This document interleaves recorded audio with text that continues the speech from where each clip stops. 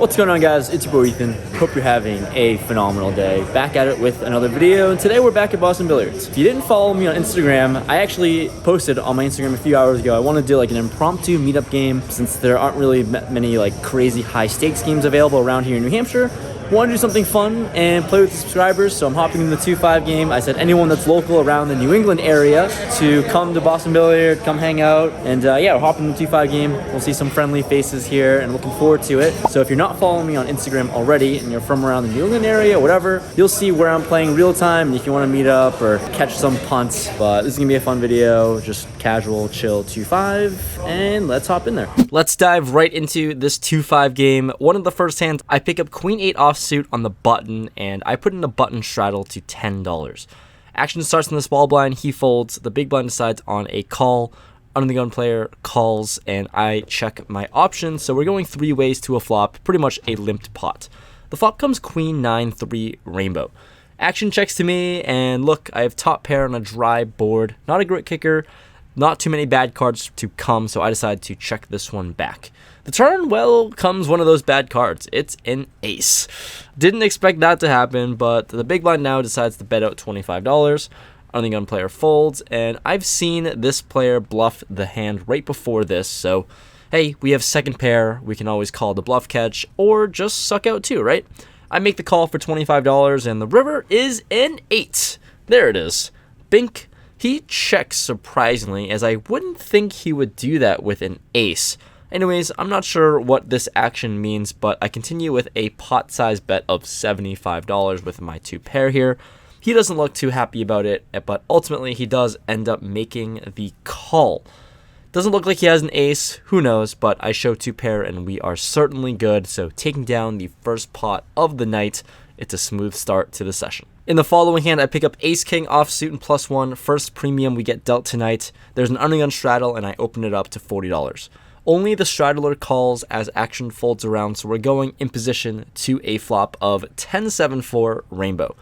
Pretty much a brick board for us, and when he checks to me with ace-king high, didn't feel like betting this time. I decide to check back, and of course we see the magical ace of hearts on the turn. He checks for a second time, now with top pair, top kicker. Let's definitely put out a bet.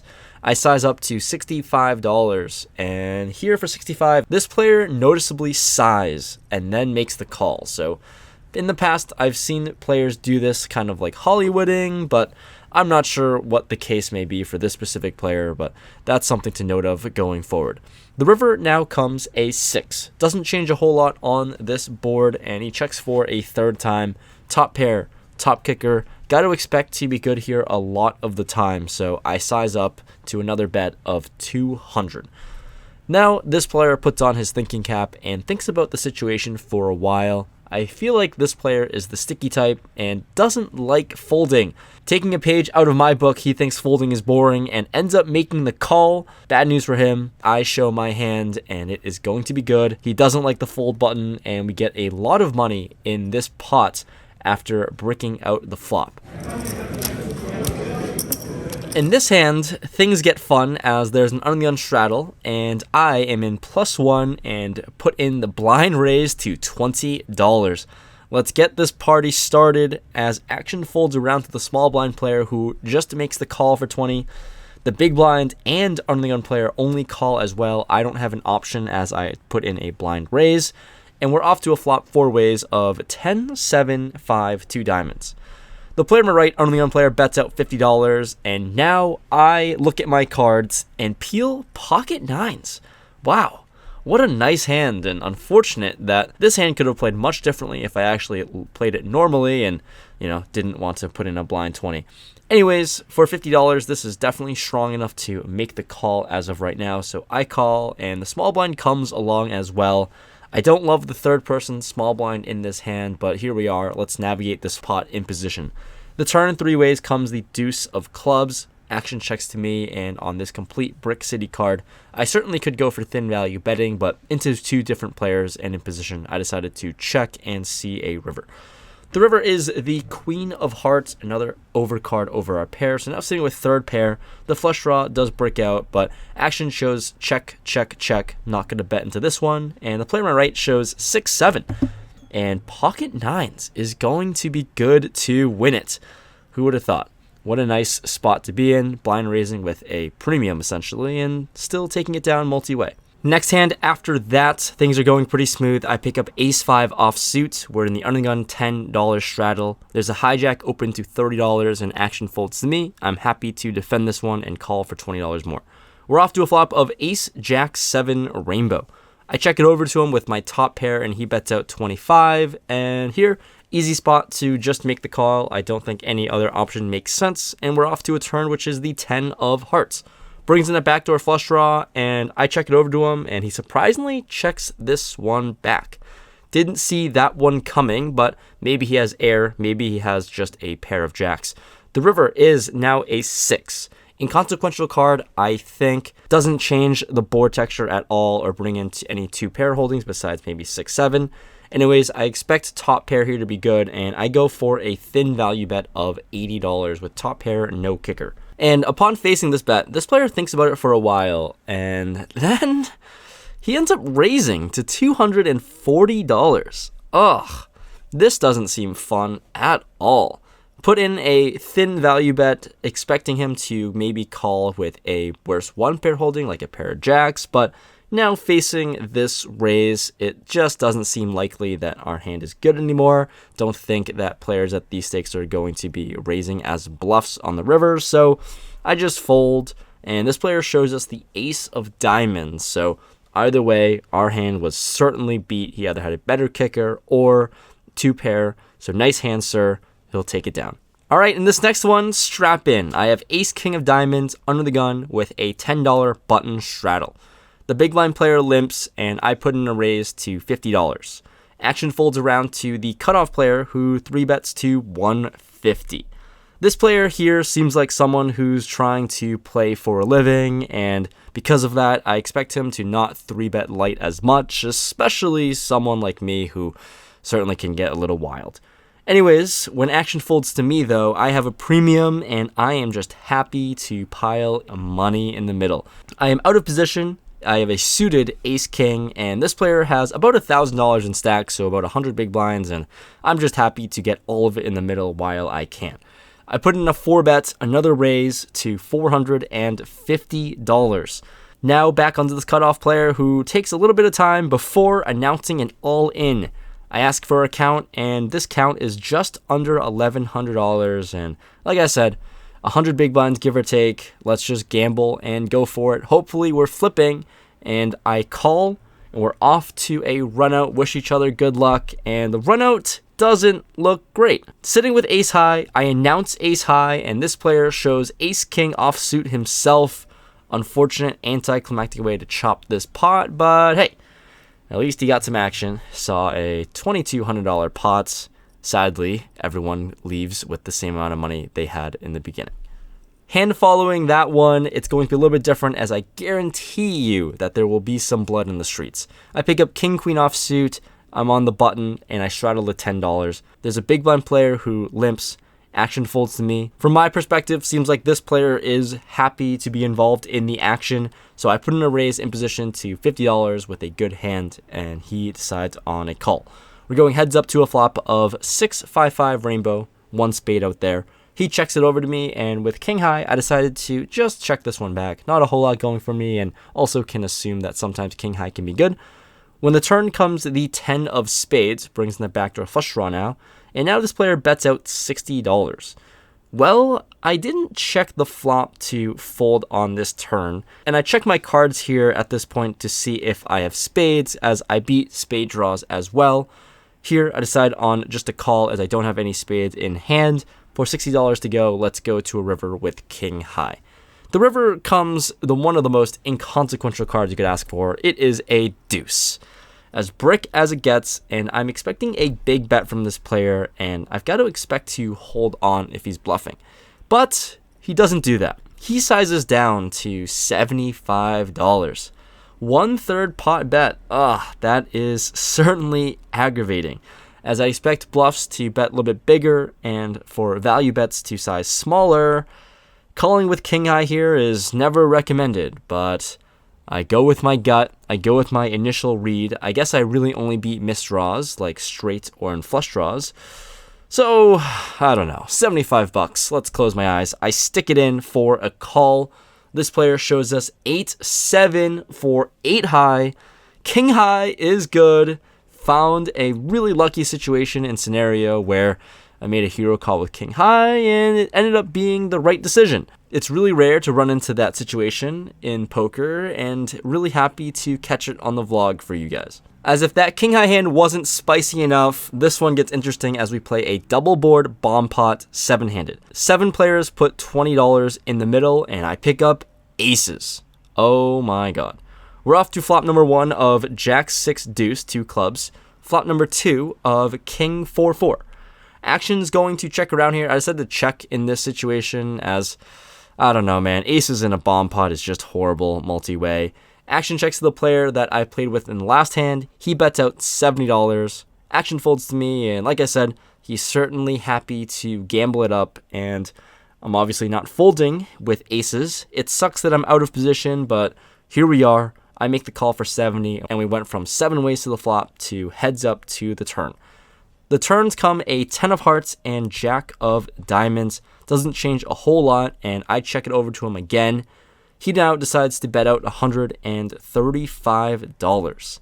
Here, I don't think I'm going to be beat that often, as we're most likely chopping, but it's hard to beat me on both of these boards with a hold'em hand. So for 135, I make the call once again, and we're off to the rivers. River come a 6 of hearts and the 8 of hearts. So I check it over to him for a 3rd time, just praying to get the showdown, as I really don't want to put more money in the middle here with these aces. And then he announces an all-in. Oh my god. It is not a small all-in at that. It is $1,047. Shit. Alright, let's just figure this one out, I guess. Facing this ridiculously large all-in, let's count out all the hands that I lose to. And when I look at both boards, I pretty much only lose to one combination of pocket jacks. I lose to 6-4, which there are 4 combinations of, and everything else I beat or chop with. I can actually scoop against a hand like king jack or jack 10 that also might be playing this way with 2 pair on both boards. So, considering there are no straights available or anything else, okay, I didn't play poker tonight to not gamble, right? Maybe on the off chance that I actually get to scoop against king jack or jack 10, that would be so sick. But like I said, this player seems like he's here for gambling as well, and so am I. I stick it in, I make the call, and close my eyes. This player shows us 10-6 for a full house on the top. Not a whole lot going for him on the bottom, and okay, we chop. A little nerve-wracking, and like I said, a little more anticlimactic, but folding is boring. I called $1,000 to get my money back. At least it worked out this hand. Alright, this hand gets fun as I pick up aces once again. We're on the button, and we're now playing a $10 mandatory straddle from under the gun. So playing 2-5-10 on this table, I raise it up to $40 and get the straddler to call. We're going to a flop heads up of king jack 7, 2 diamonds. He checks it over to me, and I am happy to put in money here with our overpair. It's hard to find bad flops with aces here, so I bet out $65, and he pauses before making the call. We're off to a turn, which comes the queen of diamonds. Oh my god, if there's ever a card I didn't want to see. It completes all straights, flushes, 2 pairs, and even worse, he now decides to lead for $200. Pretty much a pot-sized bet here, and it's hard to find many bluffs here. I guess the only hands that we beat that would be semi-bluffing or semi-value betting would be a hand like ace-king or ace-queen offsuit with a diamond. That would make a whole lot of sense, but it wouldn't make a whole lot of sense as played since he didn't 3-bet pre-flop. So here, no diamond in hand. I just have 1 pair on a board where 1 pair seems pretty bad. I believe him. I wave the white flag and fold the aces. I show him the aces and throw him into the muck, and he shows us the 8 of diamonds and said he almost had a straight flush. So nice hand, TN. He plays here a lot as well, so nice playing with you and seeing you, catching up with you this session. In the following hand, still playing our 2-5-10, I pick up ace-7 offsuit. I raise it up to $40 and only get the small blind player to make the call. We're off to a flop of 6-6 king with 1 spade. He checks it over to me, and with ace high here, I could certainly lean towards betting a lot of the time, but as played in the game, I decided to check. The turn comes the queen of spades though, which is pretty cool, and even cooler, he bets out $50. I'm certainly in here. I think this queen's going to hit me a lot more than this player, and I can also comfortably rep some spades if they come in as well. So I make the call with some bad intentions to come. In the river comes the jack of spades. Oh yeah, we're bluffing 100% here. He gives us the option to do so by betting out $75 and definitely going to be putting in some raising chips. Going to have some bluffs here, and this is a perfect candidate to bluff with. Also put a lot of pressure on some weaker queen X holdings, or maybe even one pair of kings wouldn't feel too comfortable with calling off a raise.